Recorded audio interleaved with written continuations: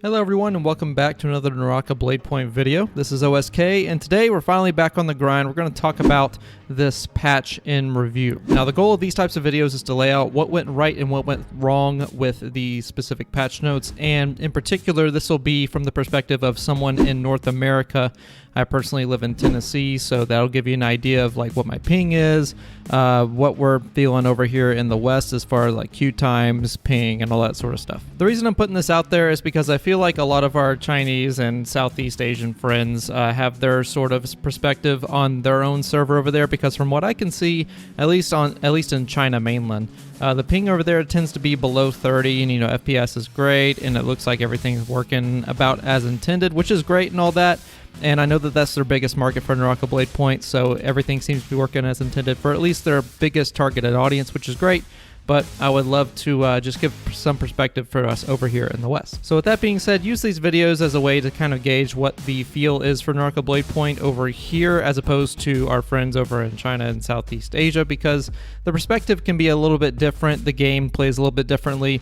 And some of the things that we complain about over here might not apply to things over there in China. So you might be like, why are they complaining about that? It's fine where I'm at. Here to sort of shed some light on that. So with that being said, thank you guys for tuning in. Like, subscribe, do all that sort of stuff. Let's get into the patch and review for the patch that went live November 16th, 2022. So to start off the video, I cannot go any further without talking about the new additions to the game, such as Yushan Ruins and Realm of Yang. Yushan Ruins are a great addition to the map of Holoroth. There's a lot of verticality in that map, and there's a lot of great looting spots that you can get to, especially the Enigma looting spot, which you can get to by following the portal up the central axis here towards the north. I feel like not enough people drop in the Yushan Ruins, and yes, while it was hot whenever the patch first dropped, I feel like a lot of people pass this up, and I feel like they really shouldn't, because this map, this portion of the map really gives a lot of loot and also gives a lot of a lot of varying angles that you can use. I think that the portal system is really fun to use. It really makes chasing down people and also escaping from people very different and very lively. Especially when it comes to this aspect of the game, it really makes you tune into the audio of the game and listen for footsteps whenever you lose line of sight of people going through portals, because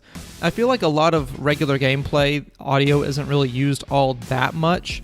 But whenever you're in this area, being able to use it to listen for footsteps and where people are after going through portals is really, really cool in a chase down. I really don't have much else to say about it. There aren't really any cons that I can think of. The only thing maybe is that sometimes the amount of people can lead to a lot of third parties and the inability to escape, but the portals help with that.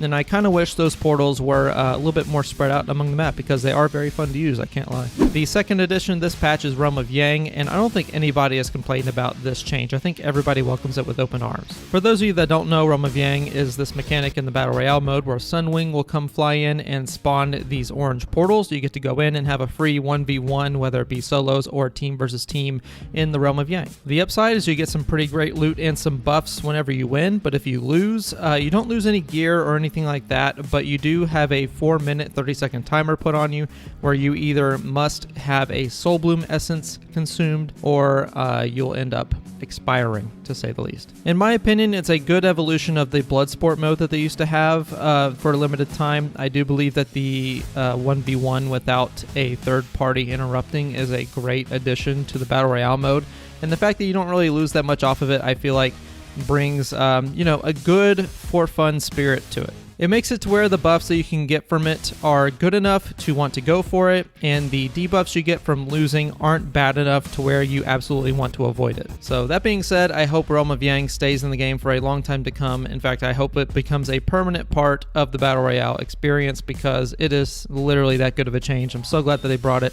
If you disagree, let me know down in the comments below, but I really just enjoy it so much. And honestly, we're going to keep going on with some good news, because honestly, this patch was really, really good. There's only one downside that I saw to it that we'll get into later, but for the most part, general gameplay is in a great spot. Combos feel amazing on the katana right now, as well as other weapons. But with the main combo weapon being katana, these combos are a lot easier to hit than they were. I do believe they had a patch or two where there was a gravity bug where your combos would just drop out of nowhere, and it was really frustrating to deal with. Katana kind of moved down on my list as far as weapons to use, but now that combos are in a much better spot as of about a patch or two ago, these things are feeling great. Hope it continues like that. Maybe it could be turned down just a little bit because there are some combos that are absolutely crazy, that are basically touch of deaths, and I don't believe that anything like that should necessarily be in the game, but at the same time they're really hard to land, so it's just one of those things where just don't lose neutral and you'll be fine. As far as weapon strategies in general, I feel like there is a good mix across the board. You have Tarkaji and Valdatsui using the greatsword to great effect. Everybody loves the nunchucks, the staff. Probably with the exception of the longsword and the spear, all weapons are feeling pretty good at the current moment. The only one that might be a touch too strong is probably the staff and the dagger. The dagger probably just needs one more nerf to its neutral. Other than that, it's feeling just fine. By the way, when I'm talking about a nerf to dagger's neutral, I'm mostly talking about the clang that you get on any normal attacks, able to combo into a straight focus attack. I feel like that might be one too many. It was kind of too many when it first came out, and now I still think that, so you could probably give a little nerf on that, maybe some extra frames to the move or something like that. But to be honest, it's not in a deal breaker sort of scenario, so it's one of those things that I can do either with or without. But yeah, weapon balance for the most part is fine. Character balance is also pretty good. I'm noticing a big variety of a lot of characters, and offense is back in the Battle Royale mode. I think that the nerfs to Zip and Ying have been great. I still see them in my games, which is just fine. You still want to be able to see them, you just don't want to see an overabundance of them. But seeing plenty of Takadas, seeing plenty of Tarkaji, seeing plenty of Justinas, Mataris, I'm seeing quite a bit of variety, honestly. The only character I haven't seen a whole lot of is Yoto Hime, and that's mostly because players have learned how to tap dodge through her sword strikes. It's kind of funny, Yoto Hime kind of fell off at first because you couldn't time her sword strikes or play any mind games with it, so people would tap dodge through her to dodge her ultimate completely in the past.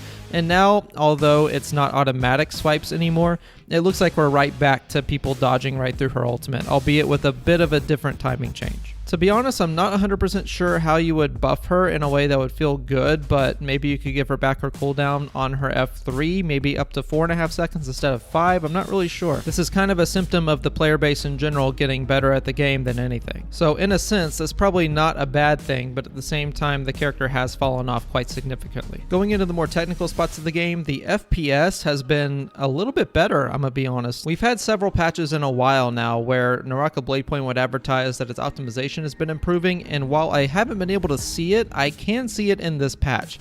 Holoroth feels a lot smoother than it used to. I don't know how your experience has been, but in most places where I'm at in Holoroth, you know, as long as I turn off Google Chrome and anyone else that hogs my CPU or my RAM or anything like that, the game is feeling pretty smooth. Now, it does run like it needs next-gen hardware, so I mean, it's not like if you have a cheap PC like I do that it's going to get the best experience possible, but I have everything set to low, everything set to lowest. I'm having smooth FPS finally. And, you know, it's a good experience. It's really a good improvement. Let me know down in the comments if I'm not the only one who's noticed a smoother experience. Now, with that being said, I do have the one piece of bad news that I've experienced this patch, and that is the netcode. Netcode or ping-related issues has always been something that's been plaguing the Western servers due to the natural size of the continent and also just the lack of servers in North America in general. Most of the time, you'll have players with above 50 ping, and it's the standard across this region, and I myself kind of sit pretty happy at around 56 to 60 ping, but I know players who hover around 80 as well. Now, this would be fine if the time to kill was like really fast and, you know, there's nothing you can really do at that ping anyway, but in a fighting game like this, having ping below 30, I believe, is a pretty good standard to reach, and it's not the case in the Western side. Ping affects combos and counter timings in a very big way in the North American server, and it's one of those things where if you notice it, it's a really bad feeling if you're on the losing side of it. That, and it seems like ping favors the player with the highest ping on the server as opposed to the lowest, so it's not even like if you have a good infrastructure at home where you have your ping as low as it can go, you're only making your life worse as far as that goes. I've seen some high ping players over here on the North American server that are able to just completely demolish me even though I would counter their focus attack normally. It just goes straight through my parry window and it's just not great. When people say that they're red flashing, it's because you can see the parry flash come out, the red flash of the parry, and focus attacks are going through it anyway. So although the red flash is out, the actual parry is not coming out because the player with higher ping cannot see you parry, and in their side of things, they hit you with a focus attack and the game doesn't compensate for that. So anyway, that's the only downside to this patch. One other thing I should probably mention is that the Realm of Yang sometimes has a little bit of issues. You can fall through the pillars. I've noticed that a whole lot. I've noticed other players notice it too. So as long as we can clean that up, I think we'll be all right. But that is going to be it for the video today, guys. Overall, I would probably rate this patch a good B- just because of the netcode issues. Everything else is pretty great. If netcode was fixed and it wasn't as big of an issue as it was, this would easily be an A rating for this patch, maybe even an A+.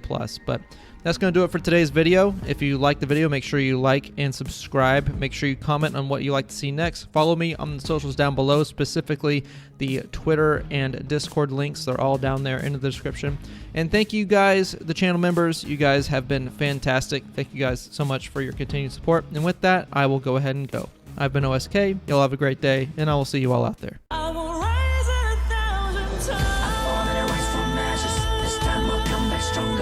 know life is getting harder. Not like I would choose another. My tears with healing powers. Just one drop to recover. Can't stop me cause I'm the phoenix.